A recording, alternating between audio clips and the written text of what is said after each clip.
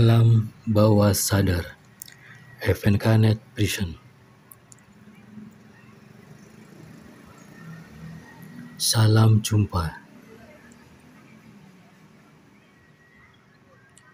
Sobat Evenkanet yang budiman,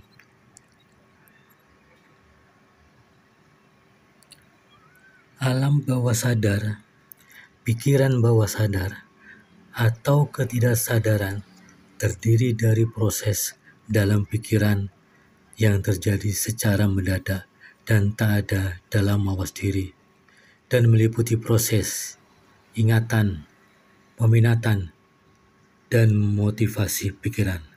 Wikipedia.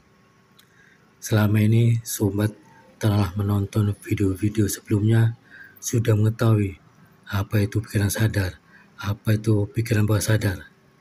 Tapi kali ini kita akan belajar apa sesungguhnya alam bawah sadar itu.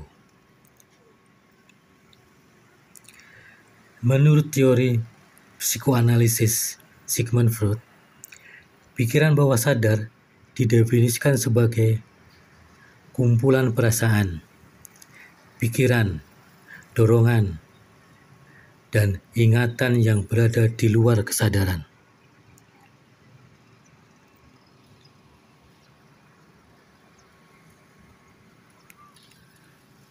Freud percaya bahwa ketidaksadaran terus mempengaruhi perilaku, meskipun orang tidak menyadarinya. Freud menggambarkan hal-hal yang mewakili kesadaran kita hanyalah puncak gunung es.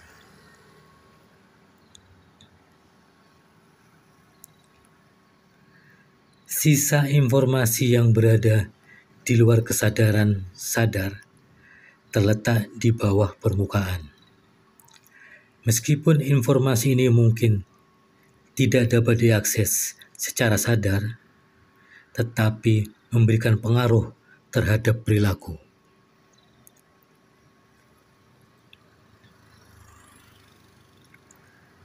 Penerima Nobel Richard Thaler dan Cass Sunstein menemukan bahwa keputusan yang dibuat dengan tergesa-gesa biasanya dibikin dalam keadaan bawah sadar.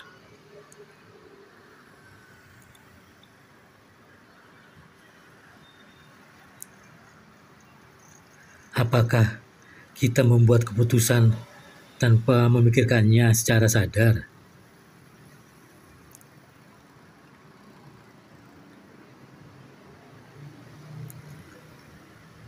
Temuan itu mengejutkan. Orang-orang ternyata membuat pilihan lebih baik ketika tidak berpikir. Mungkin ketika tergesa-gesa.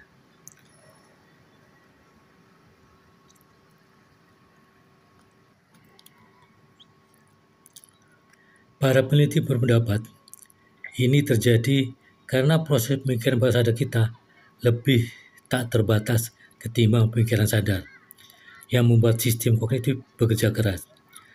Sobat sudah tahu dari video logika versus emosi bahwa potensi pemikiran bawah sadar sebesar 88% dan pemikiran sadar sebesar 12%.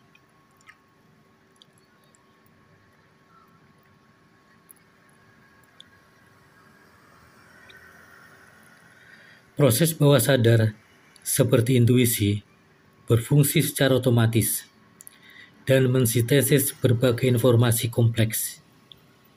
Ini memberi keuntungan lebih dibandingkan berpikir secara sadar.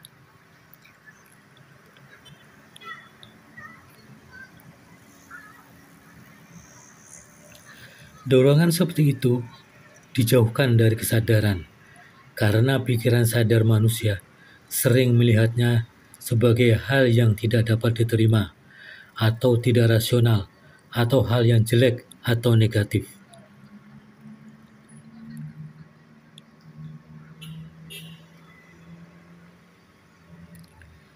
Di satu sisi, menyelesaikan persoalan-persoalan di pikiran bawah sadar dapat menyelamatkan perilaku yang disadari. Penelitian psikologi kognitif modern telah menunjukkan bahwa persepsi yang tidak kita sadari dapat memiliki dampak kuat pada perilaku.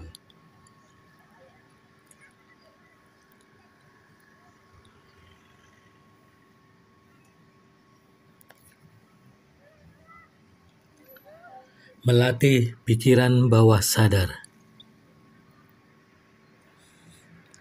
Sebenarnya, sama seperti otak, pikiran bawah sadar juga bisa dilatih. Melatih pikiran bawah sadar dapat membuat seseorang memfokuskan diri terhadap hal-hal yang dapat memperkuat diri secara fisik maupun mental.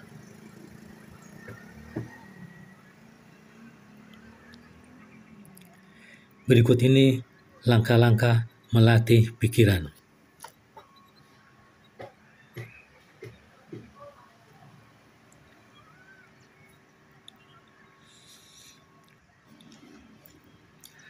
Segala sesuatu adalah mungkin.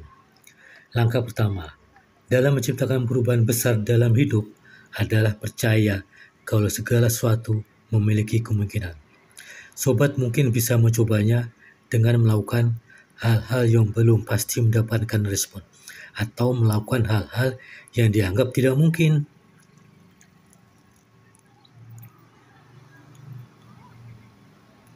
Berani mencoba akan melebarkan peluang terhadap meraih kemungkinan.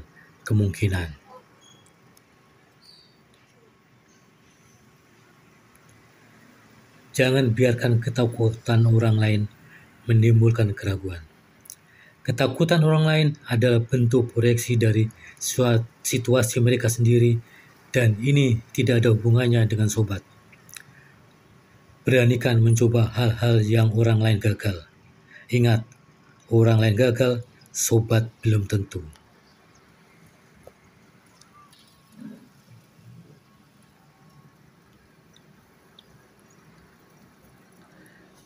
Kelilingi diri dengan dorongan positif. Ini bisa dimulai dengan mengubah alarm pagi di ponsel dengan membaca pesan-pesan positif. Tempelkan pesan-pesan saraf inspiratif di meja atau area yang sering dilewati atau dilihat. Jaga jarak dengan orang-orang yang membuat sobat merasa buruk terhadap diri sendiri. Orang-orang yang beraura negatif, berenergi negatif.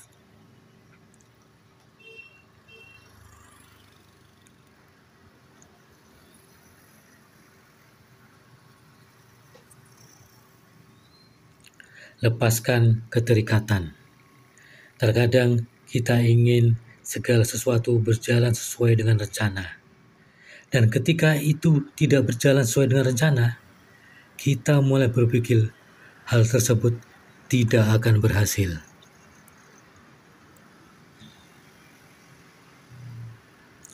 Coba lagi, dan coba terus. Pantang menyerah sampai tercapai apa yang sobat inginkan.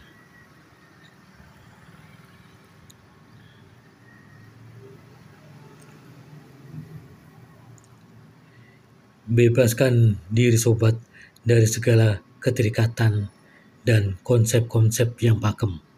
Bersikaplah fleksibel dan jangan takut untuk mencoba hal-hal baru, untuk menemukan tujuan hidup sobat.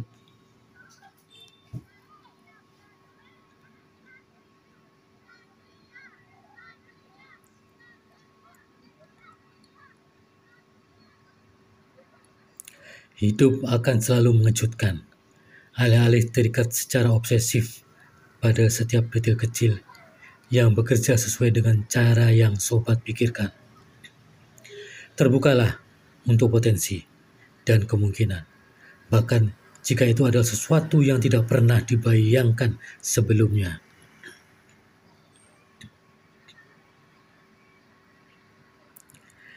Kita mungkin tidak selalu sepenuhnya menyadari mengapa kita melakukan apa yang kita lakukan.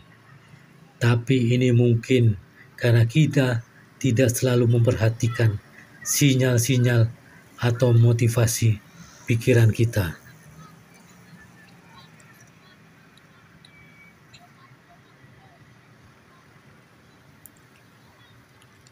Jadi, mengapa sobat jatuh cinta pada pasangan sobat?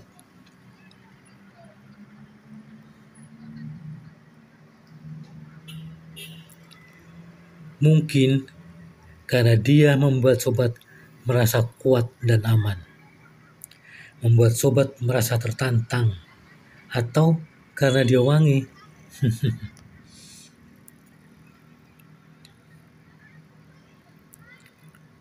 Sama seperti semua keputusan yang harus kita buat. Alasannya bisa beragam, dan tidak ada jawaban yang tunggal.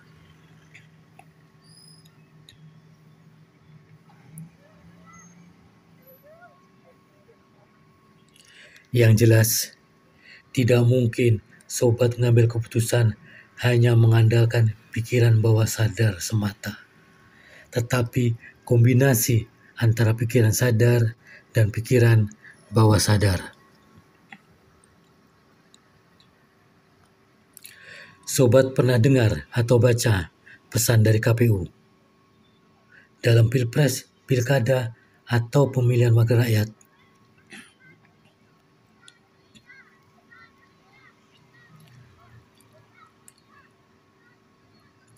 KPU atau Komisi Pemilihan Umum berpesan, pilih dengan hati nurani.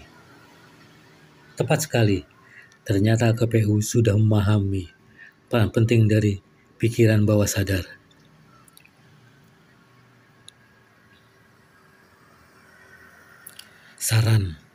Saran ya. Dalam mendapatkan keputusan, sobat harus analisa data atau lakukan pertimbangan dengan pikiran sadar. Sedang untuk menentukan keputusannya, gunakan hati nurani atau pikiran bawah sadar.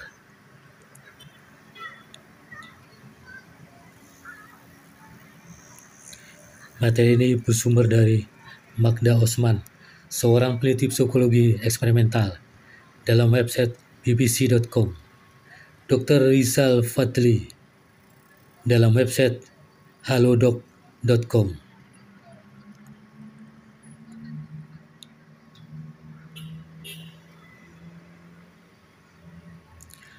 Semoga Allah senantiasa memberikan petunjuk dan hidayahnya. Amin.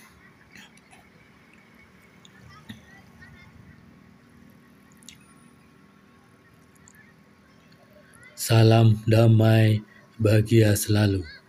FNKNet. Sobat FNKNet, terima kasih telah menonton video ini dari awal hingga akhir. Dan pastikan sobat telah subscribe channel FNKNet ini. Dan jangan lupa like and share videonya biar yang lain bisa belajar bersama-sama kita. Sampai jumpa.